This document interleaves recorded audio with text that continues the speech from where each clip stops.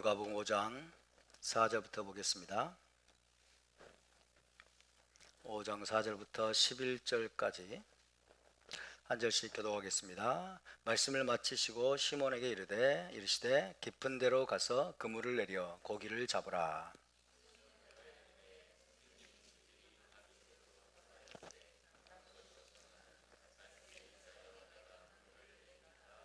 그렇게 하니 고기를 잡은 것이 심히 많아 그물이 찢어지는지라.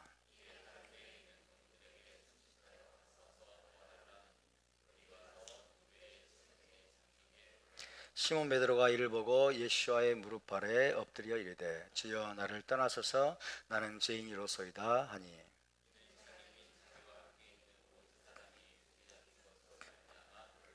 다같이 세베대의 아들로서 시몬의 동업자인 야고보와 요한도 놀랐음이라. 예수께서 시몬에게 이르시되 무서워하지 말라. 이제후로는 내가 사람을 취하리라 하시니 그들이 베드로를 육지에 대고 모든 것을 버려두고 예수와를 따르니라. 아멘. 자, 이제 이번 주부터 우리가 민수기 말씀으로 들어갔습니다. 이번 주 파라샤는 베미드바르 말씀이고요. 오늘은 히브리 관점 복음서 강의 62번째 시간이 되겠습니다. 지난주에는 예수와께서 갈릴리 바다에서 밤새도록 물고기를 잡으려고 수고했지만 아무것도 잡지 못한 채 새벽에 그물을 씻고 있던 베드로와 안드레 그리고 야고보와 요한에게 찾아오셨고 그들을 풀타임 제자로 부르신 사건에 대해서 살펴보았습니다.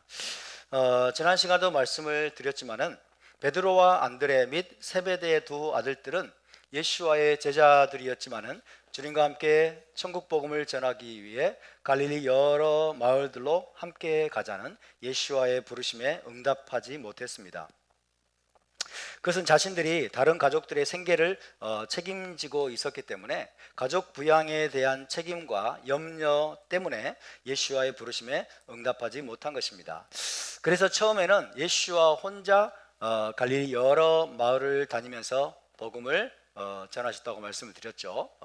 고라신과 그리고 가버나움과 또 어디입니까? 벳세다. 주로 이 세 마을들로 주님이 다니시면서 거기서 천국 복음을 전하셨고 또 병자들을 고치시면서 사역을 하신 다음에 다시 가버나움으로 돌아오셨어요. 다시 가버나움으로 돌아오셔서 어디로 가셨습니까? 갈릴리 해변으로 다시 가셨죠. 갈릴리 해변에 있던 제자들을 주님께서 찾아오신 것입니다. 예수와께서는 때를 기다리셨어요. 때를 기다리셨다라는 겁니다. 어떤 때를 기다렸을까요? 바로 이 때를 기다리신 거죠. 어떤 때를 기다리셨을까요? 베드로와 안드레 그리고 세베대의 아들들이 밤새도록 수고하고 애를 써도 아무 수확도 얻지 못한 채 깊은 허탈감과 좌절감을 맛볼 때까지 기다리신 겁니다. 밤새도록 물고기를 잡기 위해서 수고하고 애를 써도 아무것도 얻지 못한 채 돌아와서 깊은 허탈감, 좌절감 그리고 낙담을 맛볼 때까지 주님께서 기다리셨다라는 겁니다. 바로 그때 주님께서 찾아오셔서 베드로에게 깊은 곳으로 가서 그물을 던지라. 깊은 곳으로 가서 그물을 던지라 라고 하신 다음에 갈릴리 바다 바로 그 현장에서 그분의 권능과 영광을 나타내셨습니다. 베드로에게 다른 제자들에게 예수와의 놀라운 영광과 권능을 나타내신 거죠. 그럼으로써 사람의 필요를 채우시고 책임지시는 분은 결국 하나님이심을 깨닫게 하신 겁니다. 할렐루야. 사람의 모든 필요를 채우시고 책임지시는 분은 결국 하나님이심을 깊이 깨달은 제자들은 채우시고 공급하시는 하나님의 손에 가족들을 맡긴 채 예수와의 풀타임 제자로 그분을 따르기로 결단하게 되었습니다. 놀라우신 하나님을 찬양합니다. 놀라우신 예수와를 찬양합니다. 다시 말씀드리지만 가족들의 생계를 책임지고 가족을 부양하는 책임은 숭고하고 아름다운 것이고 마땅한 것입니다. 우리는 마땅히 부모와 형제와 가족들을 부양하는 책임을 기쁘게 감당해야 될 줄로 믿습니다. 문제는 그것이 하나님 나라의 우선순위보다 더 높아서는 안 된다는 겁니다. 하나님 나라의 우선순위와 그것이 충돌할 때 그때가 문제가 되는 거죠. 먹고 사는 문제와 주님의 더 높은 부르심이 충돌할 때 우리는 과감하게 후자를 선택할 준비가 되어 있어야 됩니다. 먹고 사는 문제와 하나님 나라의 우선순위가 서로 충돌할 때 우리는 과감하게 하나님 나라의 우선순위를 붙잡아야 될 줄로 믿습니다. 너희는 먼저 그의 나라와 그의 의를 구하라. 그리하면 이 모든 것을 너희에게 더하시리라. 아멘. 저와 여러분이 하나님의 나라와 하나님의 의를 구하는 것을 우리의 가장 큰 우선순위로 여러분 삼을 때 하나님은 먹고 사는 문제도 해결해 주시겠다고 약속하셨어요. 할렐루야. 그리하면 너희가 무엇을 먹을까, 무엇을 입을까, 이 세상적인 필요를 위해서 염려하는 그 모든 것들을 하나님이 다 해결해 주실 것이라고 말씀하셨습니다. 그런데도 사람들이 염려와 두려움과 걱정 때문에 우선순위를 바로잡지 못함으로 말미암아 걸려 넘어지는 경우가 너무나 많은 거죠. 저와 여러분은 이 비밀을, 놀라운 비밀을 놓치지 않기를 주의 이름으로 축원합니다. 하나님의 나라와 하나님의 킹덤, 메시아 왕국과 그의 의를 우리의 가장 큰 우선순위로 삼고 우리가 달려갈 때 우리의 육신적인 필요들, 우리의 먹고 마시는 모든 필요들을 하나님께서 여러분 제때제때 필요할 때마다 채워주시는 신실하신 분임을 기억하시기 바랍니다. 할렐루야. 자, 다시 한번 우리 누가복음 5장 10절 후반부를 함께 읽어보겠습니다. 예수와께서 시작. 예수와께서 시몬에게 이르시되 무서워하지 말라. 이제후로는 내가 사람을 취하리라 하시니. 무서워하지 말라. 이제후로는 내가 사람을 취하리라. 마태복음 4장 19절과 마태복음 4장 19절과 마가복음 1장 17절에서는 어떻게 되어 있다고 했습니까? 나를 따라오라. 내가 너희로 사람을 낚는 어부가 되게 하리라 라고 말씀하셨다고 되어 있습니다. 지난주에 우리는 사람을 낚는 어부라는 말이 무엇을 의미하는지에 대해 살펴보았습니다. Fisher of men, 사람을 낚는 어부. 한마디로 말해서 말이나 논쟁, 주장, 그리고 논리 등을 통해서 사람을 혹은 사람의 영혼을 사로잡고 획득한다는 의미입니다. 그죠? 하나님이 주신 말을 가지고, 그죠? 말씀을 가지고 사람의 영혼을 사로잡아서 획득하는 것입니다. 누구를 위해? 하나님을 위해서. 무엇을 위해? 하나님의 킹덤을 위해서. 메시아 왕국을 위해서 사람의 영혼을 획득하는 거예요. 사람의 말로써, 그죠? 그 능력이 있는 어떤 말과 논리를 가지고 사람을 사로잡는 겁니다. 사람의 영혼을 사로잡아서 획득하는 것, 그것이 바로 사람을 낚는 어부가 된다는 말의 의미인 거예요. 이것이 낚시질로 표현될 수도 있고 사냥으로 표현될 수도 있다고 말씀드렸죠. 낚시질, 피싱, 낚시질, 그리고 헌팅, 사냥, 낚시질 혹은 헌팅으로도 표현될 수 있습니다. 낚시질은 긍정적인 것이고 사냥은 부정적인 것이다, 그런 뜻이 아니에요. 낚시질과 사냥은 여기서 똑같은 의미로 비유적인 표현으로 우리가 이해하시면 되겠습니다. 그것이 바로 예수와께서 말씀하신 사람을 낚는 어부라는 말씀의 의미죠. 풀어서 이제 설명을 해보면 토라와 메시아 왕국 복음의 메시지를 통해서, 토라와 메시아 왕국 복음의 말씀을 통해서 그들이 사람을 사로잡고, 그죠? 사람의 영혼을 사로잡고 획득하는 그런 주인공으로 만들어 주겠다는 거죠. 그죠? 하나님을 위해서, 그리고 하나님의 킹덤을 위해서. 이것이 바로 내가 너희로 사람을 낚는 어부가 되게 하리라 라는 말씀의 의미로 우리가 이해할 수가 있겠습니다. 이와 관련된 예언이 예레미야 16장 16절에 나와 있는데 한번 찾아봅시다. 예레미야 16장 16절을 함께 찾아보겠습니다. 예레미야 16장 16절.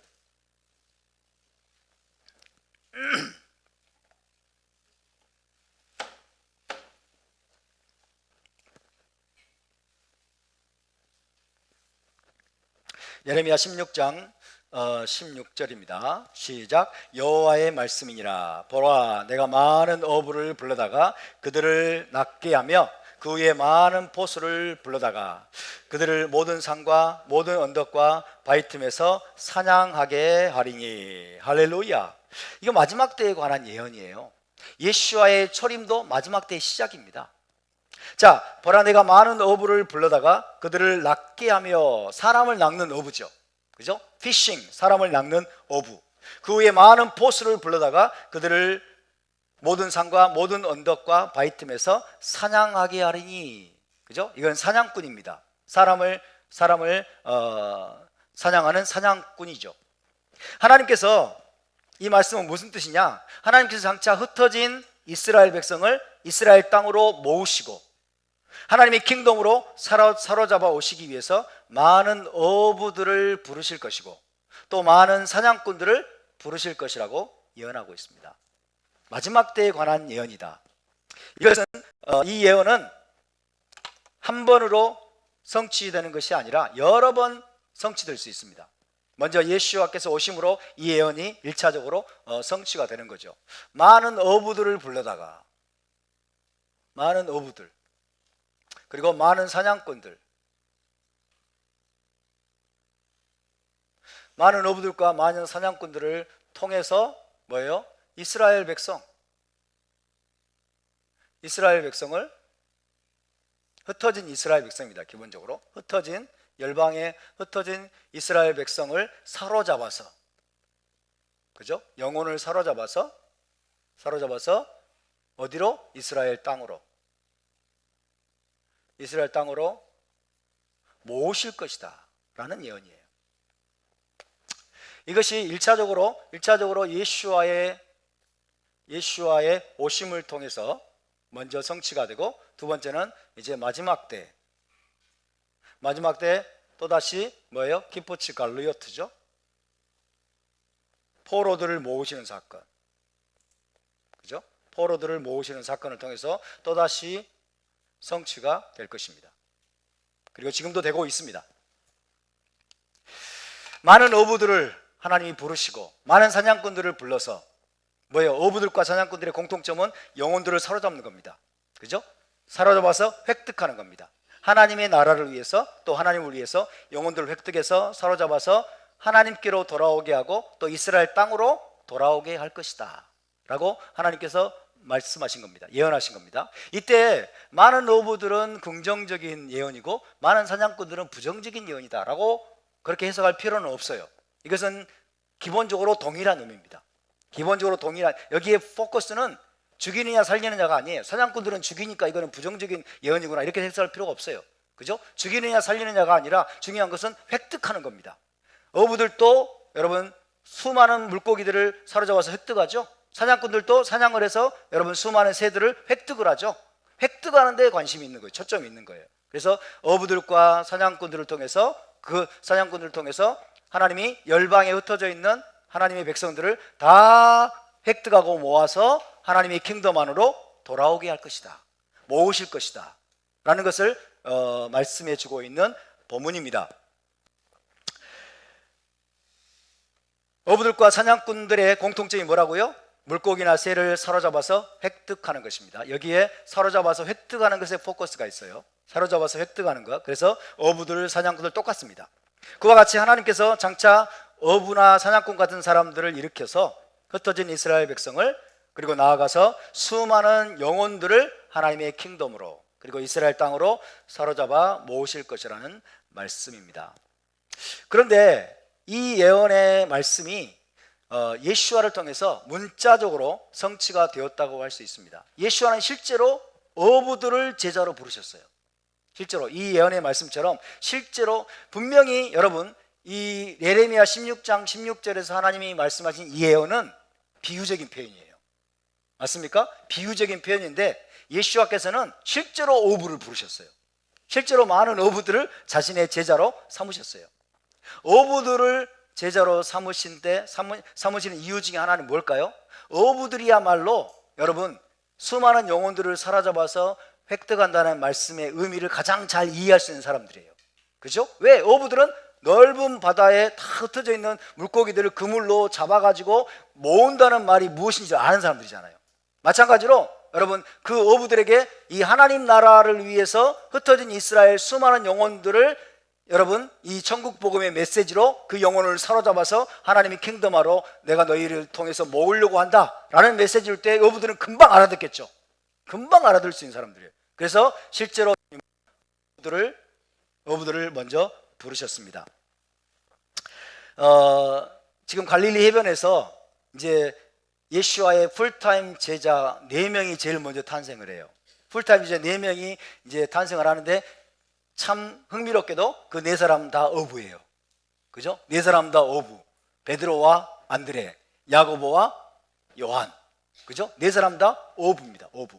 그래서 이 하나님 나라의 원리를 이 어부들이 잘 알아듣고 그 미션을 수행할 수 있기 때문에 주님께서는 가장 먼저 어부들을 제자로 부르신 것으로 보이고, 그럼으로써 예레미야 16장 16절에 이 예언을 우리 주님께서는 성취하셨음을 또 보여주는 것이라고 할 수가 있겠습니다. 나중에 예수께서는 하나님의 킹덤, 즉 천국이 혹은 메시아 왕국이 물고기를 모는 그물과 같다고 또 말씀하십니다. 천국이 물고기를 모는 그물과 같다. 그죠? 물고기를 사로잡는 거예요. 어부들이 하는 일은 흩어져 있는 물고기를 그물로 여러분 사로잡아서 획득하는 거죠. 마찬가지로 천국이 물고기를 모는 그물과 같다라고 또 말씀하십니다. 한번 찾아보겠습니다. 마태복음 13장으로 가보겠습니다. 마태복음 13장 47절 48절.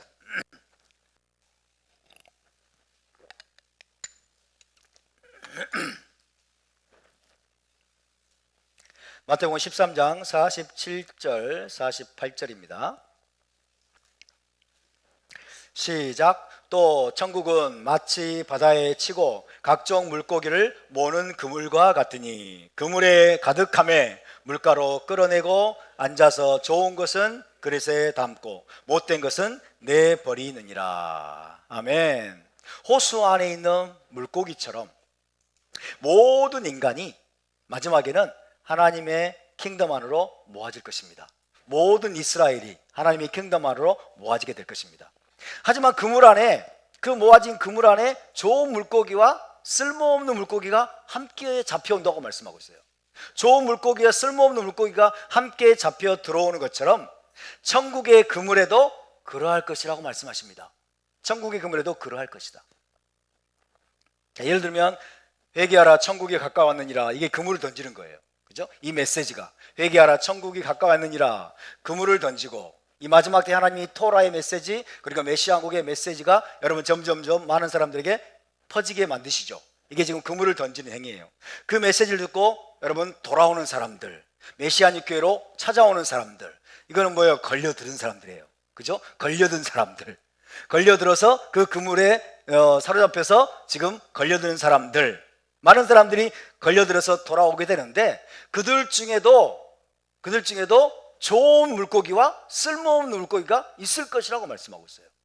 온다고 해서 그 그물을 던진 그물을 여러분 그물 안에 걸려가지고 혹은 그 메시지를 듣고 사로잡혀서 돌아온다고 해서 다 가치가 있고 다 싱싱한 또 쓸모가 있는 생선이냐, 그런 물고기냐, 그건 아니라는 거예요. 함께 잡혀 돌아오는 사람들 가운데서도 좋은 물고기와 쓸모없는 물고기가 있다는 겁니다. 천국의 그물에도 그러할 것이다. 다시 말하면 토라의 메시지와 천국 복음의 그물에 붙잡혀 들어온 사람들 중에도 악하고 쓸모없는 영혼들이 있을 것임을 시사하고 있습니다.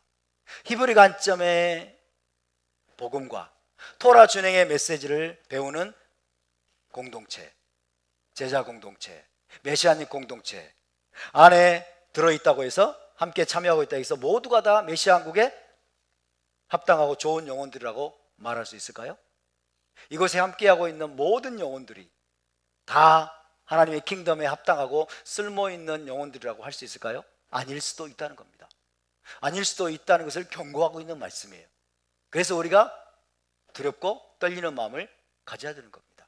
할렐루야. 우리가 단순히 여러분 마지막 때에 하나님께서 던지고 계시는 여러분 이 천국 복음, 메시아 왕국 복음, 그리고 토라 준행의 메시지의 그물에 걸려서 들어와서 이 메시아닉 공동체 가운데 들어와 있다고 해서 여기에 들어와 있는 모든 이들이 다 쓸모있고 다 메시아 왕국에 들어가기에 합당한 여러분 물고기들, 합당한 영혼들이라고 생각해서는 안 된다는 거예요. 정말 무서운 말씀입니다. 옆에 분의 얼굴을 한번 보실까요? 한번 보실까요? 합당하신 영혼인지 외모를 봐서는 모릅니다. 그죠? 외모는 천사 같아. 외모는 천사 같고 외모로 보면 다 합당해 보여. 그러나 마지막에 드러날 겁니다. 마지막에 드러날 겁니다. 그래서 이것은 경고의 말씀이에요. 그 다음 말씀이 뭡니까? 마지막에는 천사들이 와서, 그러죠? 천사들이 와서 의인 중에서 악인을 갈라내요.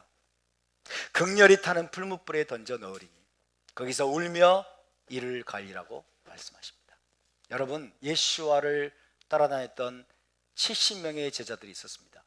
70명의 제자들 중에서도 또 고르고 고른 사람들이 12제자였어요. 12제자 가운데 한 사람은 마귀라고 말씀하셨어요. 그들 안에도 마귀가 있었던 거예요. 예수와의 가장 핵심 그룹, 그죠? 제자들 중에서 가장 핵심 그룹인 12명 중에서도 마귀가 있었어요. 베드로가 아니라 가룟 유다가 있었어요. 이것이 얼마나 우리를 두렵게 만듭니까? 하물며 여러분, 하물며 이 마지막 때는 오직 하겠습니까? 그러므로 마지막까지 우리는 자신을 돌아보면서 회개하는 삶을 결코 멈추지 말아야 될 줄로 믿습니다. 두렵고 떨림으로 우리의 구원을 이루어가고, 그죠? 우리가 마지막에 우리 자신이 버림받을까 두려워 떨어야 돼요. 사도 바울도 마지막에 자기가 버림받을까 두려워 떨었다라고 고백했습니다. 우리는 끝까지 여러분 두려워 떠는 마음을 잃어버리지 말아야 될 줄로 믿습니다. 하나님 앞에 거룩한 경외감으로 두려워 떠는 자들, 그런 자들을 하나님이 붙들어준다고 말씀했어요. 그 마음을 우리는 잃어버리면 안 되는 거예요. 할렐루야. 나 자신이 악하고 쓸모없는 물고기는 아닌지 항상 자신을 점검하고 회개해야 될 줄로 믿습니다. 그런데 핀트가 빗나간 사람들은 어떤 태도를 취할까요? 주님, 나는 아니지요, 이러는 거예요. 누가 그런 말을 했을까요? 가룟 유다가 한 말이에요. 그죠? 가룟 유다가 에이, 나는 아니겠지. 그 생각 때문에 속아 넘어가요. 나는 아니겠지가 아니라, 주님 나는 아니죠가 아니라, 나 자신이 악하고 쓸모없는, 메시아국에 들어갈 수 없는 악하고 쓸모없는 물고기는 아닌지 끊임없이 먼저 나를 심판하고 나를 돌아보고 나를 점검하고 여러분 회개하는 삶을 우리는 멈춰서는 안 되는 것입니다. 할렐루야. 그런 사람들이 희망이 있어요. 그런 사람들이 소망이 있습니다. 나는 아니겠지, 주님 나는 아니지요 라는 생각을 가진 사람들은 어때요? 무장해제가 돼요. 그리고 자기를 돌아볼 수 없게 됩니다. 자기의 실상이 보이지 않게 돼요. 자기의 비참한 실상, 가련한 실상이 보이지 않게 돼요. 영적인 소경이 됩니다. 그러나 주님, 내가 악하고 쓸모없는 물고기는 아닙니까? 나 자신이 악하고 쓸모없는 존재는 아닙니까?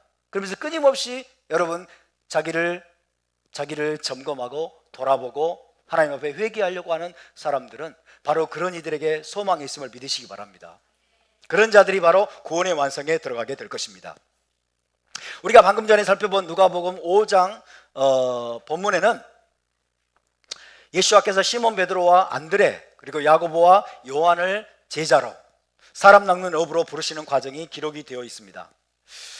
물론 그들을 제자로 부르시는 이야기는 다른 복음서에도 기록이 되어 있죠. 어디에? 마태복음 그리고 마가복음에도 기록이 되어 있습니다. 그런데 누가복음 5장의 이야기가 굉장히 스페셜합니다. 누가복음 5장의 기록이 굉장히 스페셜하고 중요합니다. 왜 그럴까요? 자, 마태복음 4장, 마가복음 1장 기록된 내용을 한번 찾아보겠습니다. 마태복음 4장으로 가보겠습니다.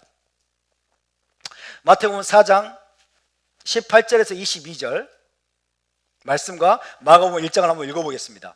그래서 우리가 누가복음 5장과 한번 비교를 해보겠습니다. 마태복음 4장 18절에서 22절입니다. 4장 18절에서 22절 말씀 시작. 갈릴리 해변에 다니시다가 두 형제 곧 베드로라는 시몬과 그의 형제 안드레가 바다에 금을 던지는 것을 보시니 그들은 어부라 말씀하시되 나를 따라오라 내가 너희를 사람을 낚는 어부가 되게 하리라 하시니 그들이 곧 그물을 버려두고 예수와를 따르니라. 거기서 더 가시다가 다른 두 형제 곧 세베대의 아들 야고보와 그의 형제 요한이 그의 아버지 세베대와 함께 배에서 금을 깁는 것을 보시고 부르시니 그들이 곧 배와 아버지를 버려두고 예수와를 따르니라. 여기 돼 있죠. 또 마가복음 1장 한번 찾아봅시다. 마가복음 1장입니다. 마가복음 1장의 기록과 마태복음 4장의 기록은 거의 비슷합니다. 거의 비슷합니다. 마가복음 1장 16절에서 20절입니다.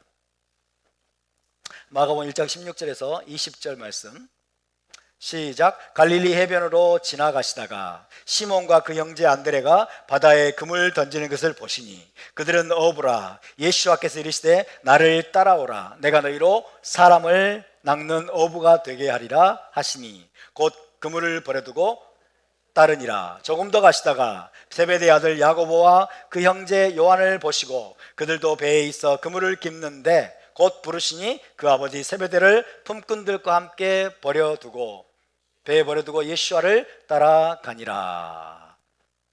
거의 비슷하죠? 마태복음 4장에 보니까 갈릴리 해변에 다니시다가 있어요. 갈릴리 해변에 다니시다가 우연히 베드로라는 시몬과 형제 안드레가 바다에 그물 던지는 걸 우연히 보셨어요. 그죠? 갈릴리 해변에 산책하러 나오셨다가 우연히 시몬 베드로와 안드레가 그물 던지는 모습을 본 거예요. 그리고 그들에게 나를 따라오라. 다른 모든 스토리가 생략돼 있어요. 그냥 이 본문만 보면 예수와께서 그냥 갈릴리 해변을 다니셔요. 그냥 산책하러 나오셨는지 갈릴리 해변을 다니시다가 저놈들 그러면서 물고기 잡는 것을 보시고 나를 따라오라. 내가 너희로 사람을 낚는 어부가 되게 하리라 하시니 또 그들이 즉시 버려두고 따르네. 마가복음 10장에 보면 이렇게 돼 있어요. 갈릴리 해변으로 지나가시다가 돼 있어요. 이제는 지나가셔. 갈릴리 해변에 볼 일이 있어 오신 게 아니고 지나가셔. 갈릴리 해변으로 지나가시다가 시몬과 형제 안드레를 발견하십니다. 그래서 나를 따라오라. 내가 너희로 사람을 낚는 어부가 되게 하리라. 즉시 버려두고 따릅니다. 그리고 세베대 아들 야고보와 요한도 마찬가지예요. 마가복음 4장의 이야기와 마태복음 4장의 이야기와 마가복음 1장의 이야기가 거의 동일하죠. 이 이야기들에 따르면 잘 들어보세요. 이 이야기들에 따르면 이 이야기들만 보면 예수와께서 갈릴리 해변에 다니시다가 우연히 시몬 베드로와 안드레가 바다에 그물 던지는 모습을 보신 것처럼 보입니다. 그 전까지 예수와는 시몬 베드로와 안드레를 전혀 만난 적이 없고 아는 사이도 아니었던 것으로 보여요. 이 본문을 보면 마태복음 4장, 마가복음 1장의 본문을 보면 시몬 베드로와 예수와는 일면식도 없는 사이예요. 전혀 아는 사이가 아니에요. 전혀 아는 사이가 아니야. 그 전까지는 만난 적이 전혀 없는 사이인 것처럼 보여요. 그런데 갑자기 그들을 향해서 나를 따라오라. 내가 너희를 사람을 낚는 어부가 되리라 라고 부르시는데 두 사람은 또 주저하지 않고 따르네. 주저하지 않고 즉각 배와 그물을 버리던 채 예수와를 따라 나섭니다. 마치 체면에 걸린 것 같아요.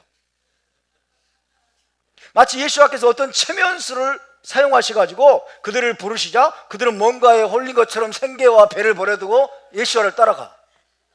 즉시 버려두고.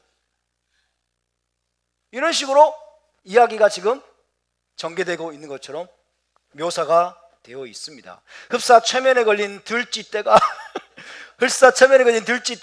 피리 부는 사나이를 따라가는 것 같은 그런 모습처럼 비춰질 수도 있습니다.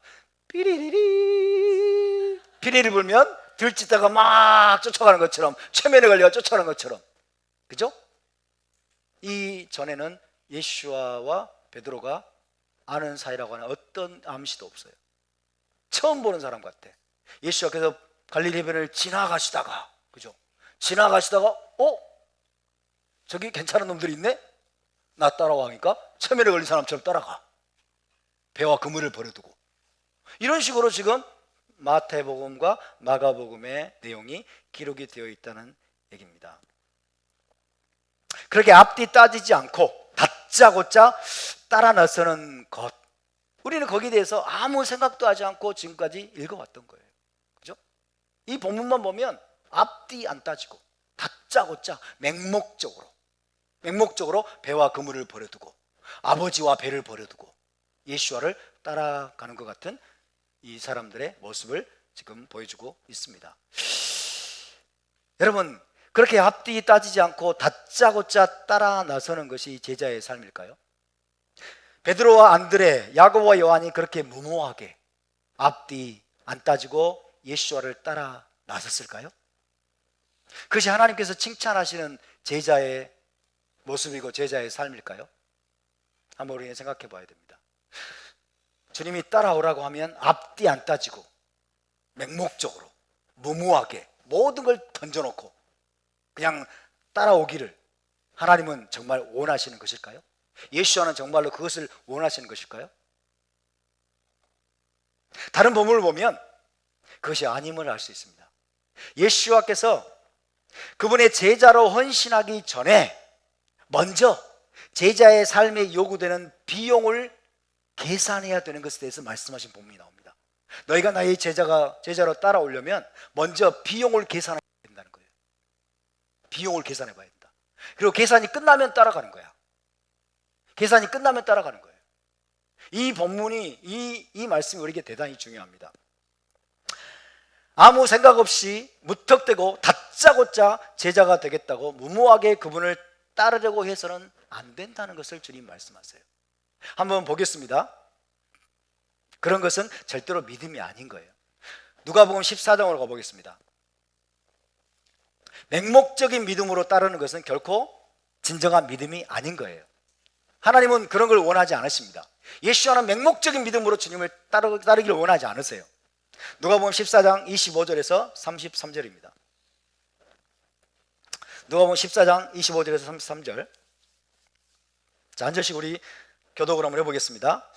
25절을 제가 먼저 봉독합니다. 수많은 무리가 함께 갈새 예수께서 돌이키사 이르시되 무릇 내게 오는 자가 읽으세요.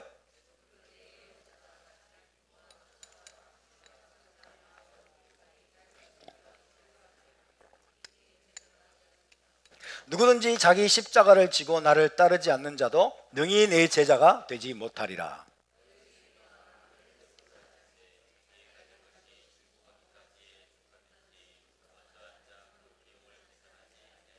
그렇게 아니하여 그 기초만 쌓고 능히 이루지 못하면 보는 자가 다 비웃어 또 어떤 임금이 다른 임금과 싸우러 갈 때에 먼저 앉아 1만 명으로서 저 2만 명을 거느리고 오는 자를 대적할 수 있을까 헤아리지 아니하겠느냐.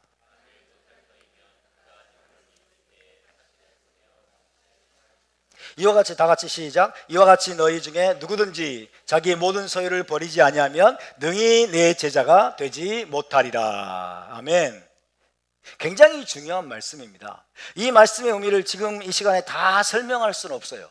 하지만 한 가지 분명한 것은 예수와의 제자로 헌신하는 문제를 주님은 망대를 세우려고 하는 건축가에 비유하셨다는 거예요. 망대를 세우려고 하는 건축가에 비유를 하셨어요.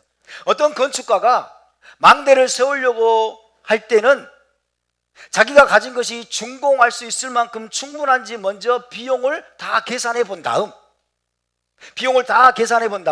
망대 건축에 착수하는 것처럼 예수와의 제자로 헌신하는 사람도 제자가 되는데 필요한 대가를 먼저 계산을 해보고 그 대가를 지불할 준비가 되어 있는지, 그죠? 자기가 지불할 대가를 먼저 알아야 되고 그 비용을 계산해 보아야 된다라고 말씀하고 있어요. 28절에 보면 너희 중에 누가 망대를 세우고자 할진대 자기의 가진 것이 준공하기에 가기까지에 족할는지 먼저 앉아서 그 비용을 계산하지 아니하겠느냐라고 말씀하고 있어요. 그 비용을 먼저 계산해 봐야 된다는 거예요. 그죠? 망대를 내가 지금 건축하려고 하는데 내가 가진 돈이, 재정이 망대를 다 짓고 준공을 끝낼 때까지 충분한 것인지 계산을 해봐야 된다는 거예요. 그죠? 31절에도 마지막에 보면 헤아리지 아니하겠느냐라고 하죠. 헤아려 봐야 된다는 거예요. 헤아려 봐야 된다는 거예요. 헤아려 보고 계산해 보고 그 다음에 이 비용을 지불할 준비가 다 돼 있을 때, 그죠? 건축에 착수하겠죠. 망대를 건축하는 일에 착수를 할 겁니다. 마찬가지라는 거예요. 예수와의 제자가 되려고 할 때도, 예수와의 제자로 헌신하려고 할 때도 무턱대고 맹목적으로 주님이 부르셨으니까 가야 돼, 이런 믿음으로 따라 나서는 것이 아니라 내가 예수와의 제자가 되려면 어떤 비용을 지불해야 되는지, 어떤 대가를 지불해야 되는지 그 비용을 계산을 해봐야 한다는 거예요. 계산을 해보고 그 계산이 딱 섰으면 그 비용을 지불할, 대가를 지불할 준비가 딱 돼 있을 때, 그때 비로소 예수와의 제자로 헌신해야 나중에 후회하지 않고, 그 다음에 수치를 당하지 않고, 그리고 주님의 이름에 먹칠하지 않게 된다는 얘기죠. 아멘입니까? 예수와의 제자로 헌신하는 사람도 제자가 되는 데 필요한 대가를 먼저 계산해야 되고, 그 대가를 분명히 알아야 된다라고 말씀하고 있어요. 그리고 그 대가를 기꺼이 지불할 준비가 된 사람만이 그분의 진정한 제자로 그분을 따를 수 있다라고 말씀하고 있어요. 그 대가를 알고 그 비용을 계산해 보고 그 비용을 기꺼이 지불할 준비가 된 사람만이 너희가 나의 제자가 될 수 있다. 그렇지 않으면 너희는 나의 제자가 될 수 없다라고 주님께서 말씀하고 있는 거예요. 그 대가에는 어떤 것들이 포함이 됩니까? 자기 부모와 처자식과 형제와 자매를 돌보아야 될 책임을 내려놓는 것, 자기 목숨까지 아끼지 않는 것, 그리고 자신의 모든 소유를 내려놓는 것까지 포함이 된다라고 주님께서 말씀하고 있어요. 이 대가를, 이것이 바로 너희가 나의 진정한 제자로 헌신하는 데 필요한 대가다. 너희가 지불해야 될 비용이다. 이것을 지불할 준비가 되어 있느냐? 이 비용에 대한 계산이 끝나 있느냐? 이 계산이 너희 머릿속에서 그 계산을 끝내고 이 비용을 지불할 준비가 되어 있느냐? 기꺼이 지불할 준비가 되어 있을 때 너희는 비로소 내 제자가 될 수 있다 라고 말씀하고 있는 거예요.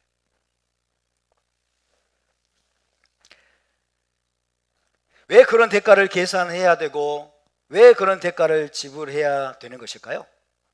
제자로 헌신하고자 하는 사람의 계산 속에는 이미 예수와의 제자가 되는 것이 그 모든 것들보다 훨씬 더 가치 있고 복된 것이고, 나중에는 메시아 왕국과 올람아바의 보상으로 돌아갈 것이라는 계산까지 되어 있어야 돼요. 아멘입니까? 그것은 합당한 계산이에요. 그것을 알고서 예수와의 제자가 되기로 결정하고 선택해야 후회하지 않을 것이기 때문에, 중간에 포기하고 돌아가지 않을 것이기 때문에, 그죠? 내가 예수와의 제자가 된다고 할 때, 예수와의 진정한 제자로 내가 헌신하려고 할 때 어떤 대가를 지불해야 되고, 나한테 돌아오는 거는 뭐지? 예수와의 제자로 따랐을 때 나한테 돌아오는 건 뭐지? 이 계산까지 끝나 있어야 돼. 이 계산까지. 그래야 우리가 진짜로 예수와의 제자로 온전히 헌신할 수 있게 되는 것입니다.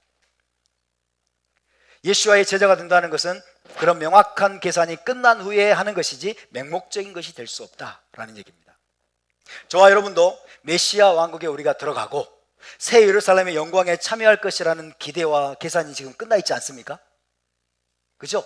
여러분의 머릿속에 이미 계산이 끝나 있어요. 맞습니까? 여러분이 진짜 예수와의 제자가 되기로 결단했다면, 그리고 이 토라 공동체 안에서 예수와의 토라를 배우면서 예수와의 제자로 평생을 살아가기로 여러분의 마음속에 헌신이 되어 있다면 계산이 끝나 있는 거예요, 이미. 아멘?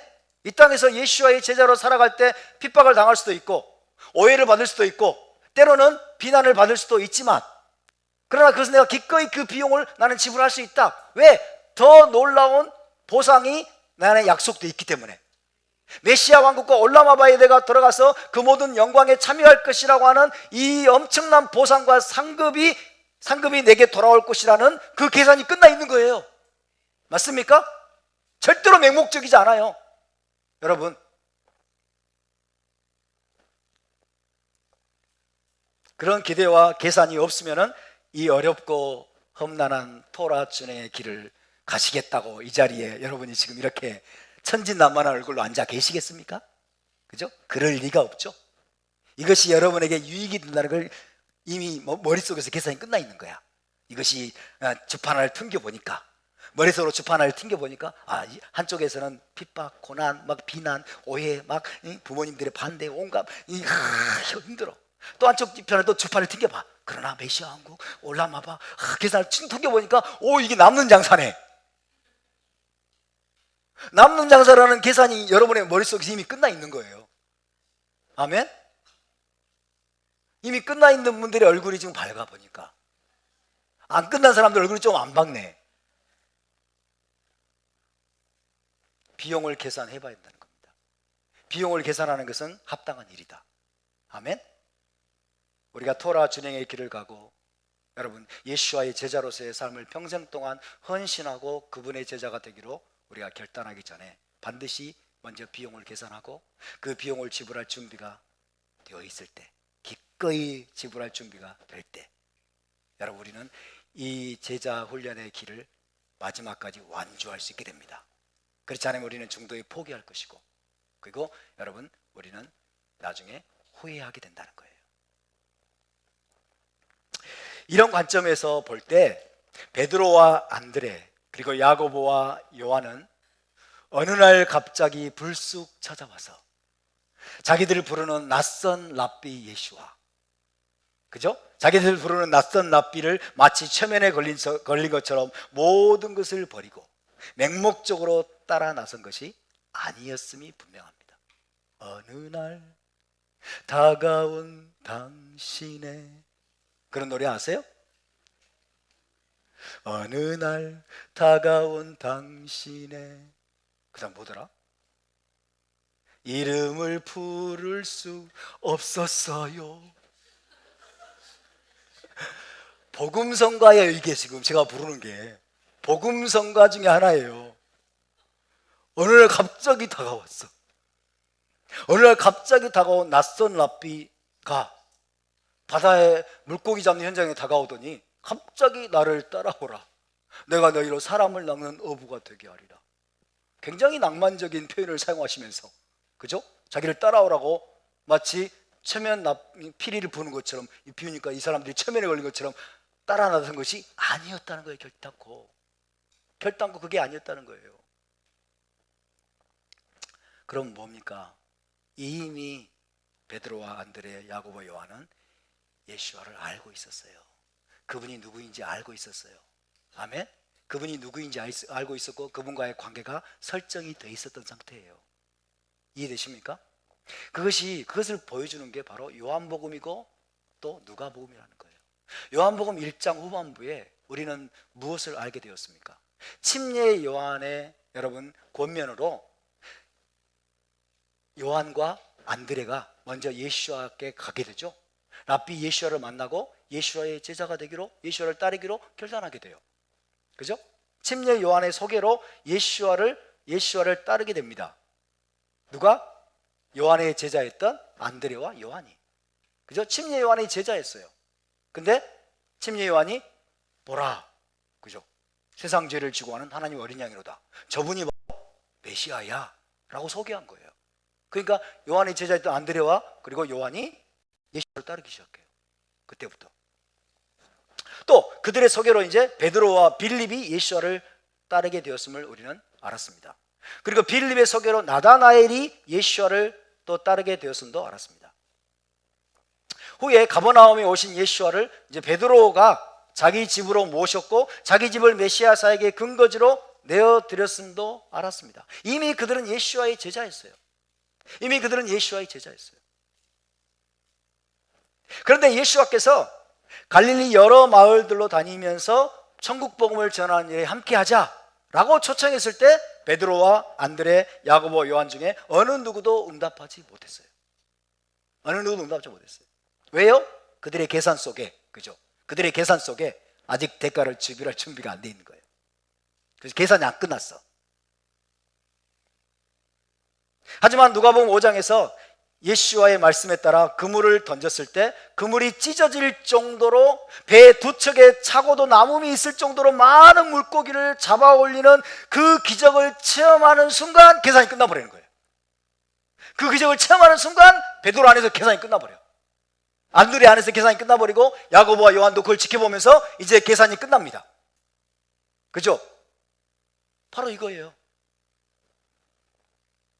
그때 그 기적을 체험한 후에야 비로소 그들은 모든 계산을 끝내고 모든 대가를 지불하기로 결단하고 예수와의 풀타임 제자로 이제 그분을 따르기로 결정하게 된 겁니다.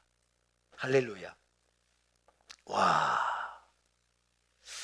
말하자면 자신들이 지불해야 될 대가가 비록 크고 어려울지라도 그것을 기꺼이 지불하고 예수와를 따르게 되면 나중에 메시아 왕국에서 그들에게 돌아올 상급과 보상이 훨씬 더 크고 엄청나리라는 것을 믿음으로 계산하고 알았기 때문에 예수와를 따르기로 결단하게 된 것입니다. 더군다나 먼저 그 나라와 그 의를 구하기 위해서 예수와의 제자로 헌신할 경우에 가족들의 생계와 필요까지도 하나님께서 친히 채워주시고 공급하실 것이라는 그 믿음의 계산까지 온 거예요. 아멘.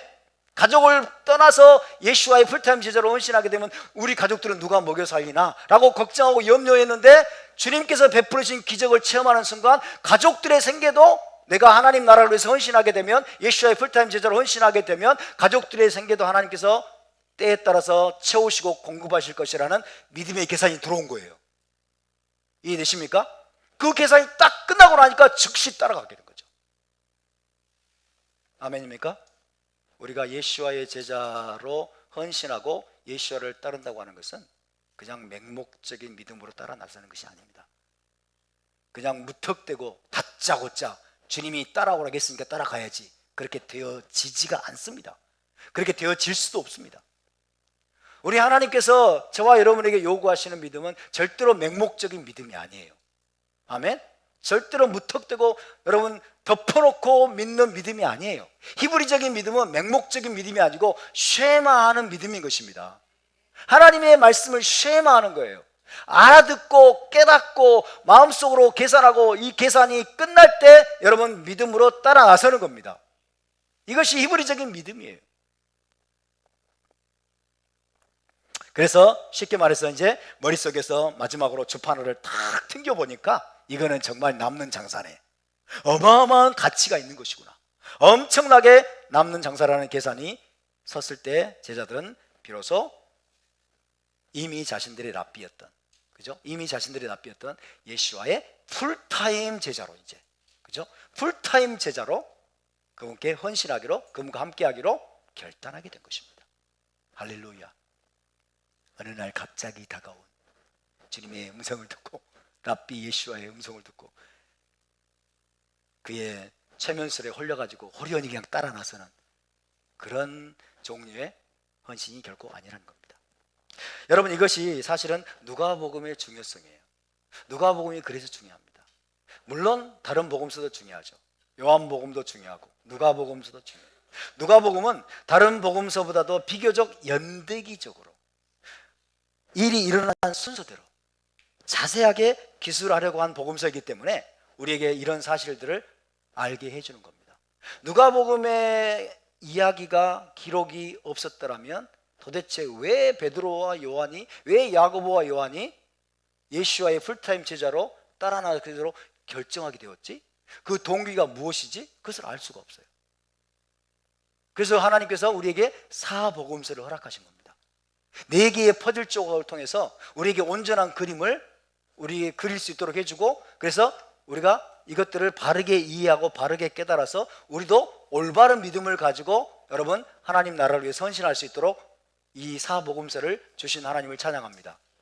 누가복음을 한번 볼까요? 누가복음이 어떤 성격을 가지고 있는지 누가복음 1장 3절 한번 봅시다. 누가복음서는 비교적 연대기적으로 일이 일어난 순서대로 자세하게 기술하려고 했어요. 누가복음 1장 3절, 누가복음 1장 3절입니다. 1장 3절 시작. 그 모든 일을 근원부터 자세히 미루어 살핀 나도 데오빌로 각하에게 차례대로 써보내는 것이 좋은 줄 알았노니. 그죠? 이 저자 누가는 예수와 행적에 관해서 근원부터 자세하게 여러 가지 많은 자료들을 살폈어요. 그러면서 데오빌로 각하라는 분에게 이 누가복음을 써보내면서 뭐라고 그랬어요? 차례대로 써보내는 것이 좋은 줄 알았노니. 굉장히 일이 일어난 순서대로 연대기적으로 기록하려고 노력했던 복음서가 바로 누가복음서. 그래서 누가복음 5장에 그 자세한 기록이 있는 겁니다. 그죠? 예수와께서 갈릴리 해변에 찾아오셨고 거기서 베드로의 배에 올라타서 말씀을 가르치다가 지쳐있는 베드로에게 네가 지치고 힘든 줄 안다마는 깊은 데로 가서 그물을 다시 한번 던져보아라.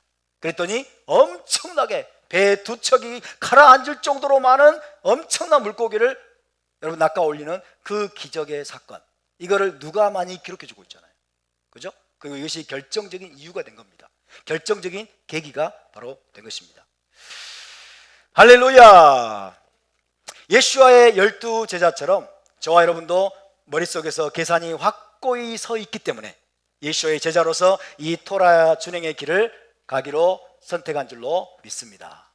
맞습니까? 그렇다면 이제 우리가 해야 될 일 중에 하나는 무엇일까요? 처음에 제자들이 예수와를 따르기로 결단하지 못했을 때 주님께서 그들을 책망하셨습니까? 그들을 질책하셨습니까? 그들에게 핀잔을 주셨습니까? 아니에요. 처음에 우리가 여러 마을들로 다니면서 함께 복음을 전하자 라고 초청하셨을 때 제자들이 헌신하지 못했고 결단하지 못했습니다. 그럴 때 예수와는 그들을 책망하지 않으시고 이해해 주시고 그리고 기다려 주셨습니다. 할렐루야. 그런 것처럼 저와 여러분도 이 예수와의 태도를 본받기를 바랍니다. 우리 가운데 아직 이 계산이 잘 안 되고 이 계산이 잘 믿어지지 않는 사람이 있을 수 있습니다. 여전히 우리 제자 공동체 안에 들어와서 함께 신앙생활을 하고 있지만은 우리 가운데는 아직 예수와께 온전히 헌신하지 못하고 예수와의 풀타임 제자로서 주님만을 평생 내가 따르면서 토라 준행의 길을 가겠습니다라는 그 결단이 아직 안 서는 사람들이 있을 수 있어요. 왜? 계산이 안 나오거든. 아직 계산이 안 돼. 아직 계산이 안 돼. 그런 사람들이 있을 수가 있습니다. 우리는 그런 지체들의 마음을 이해해주고 기다려줘야 될 줄로 믿습니다. 할렐루야. 충분히 그럴 수 있다. 충분히 그럴 수 있다라고 여러분 이해해주고 우리는 기다려주고 때가 될 때까지 우리가 기도로서 도와줘야 될 줄로 믿습니다.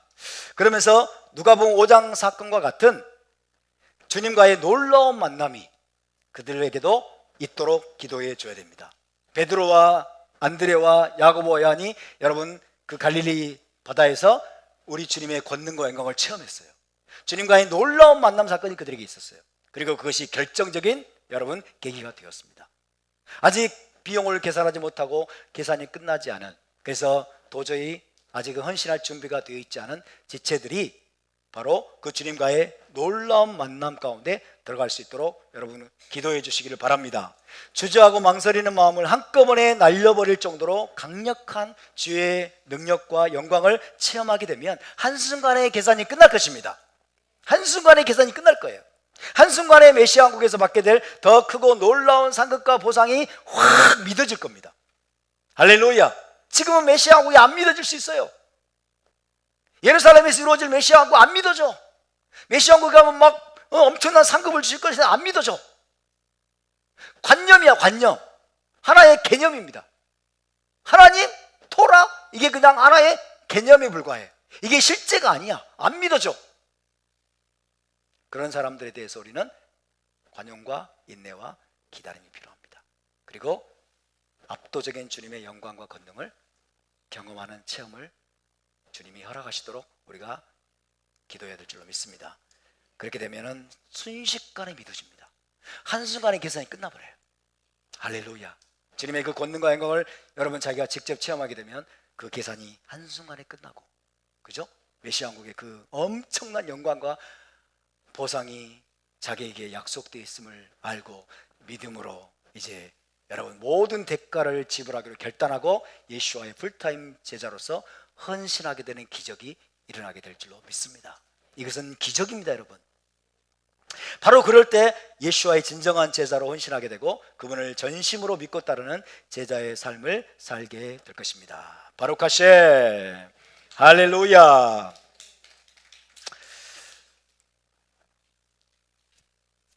여기서 끝내야 돼요.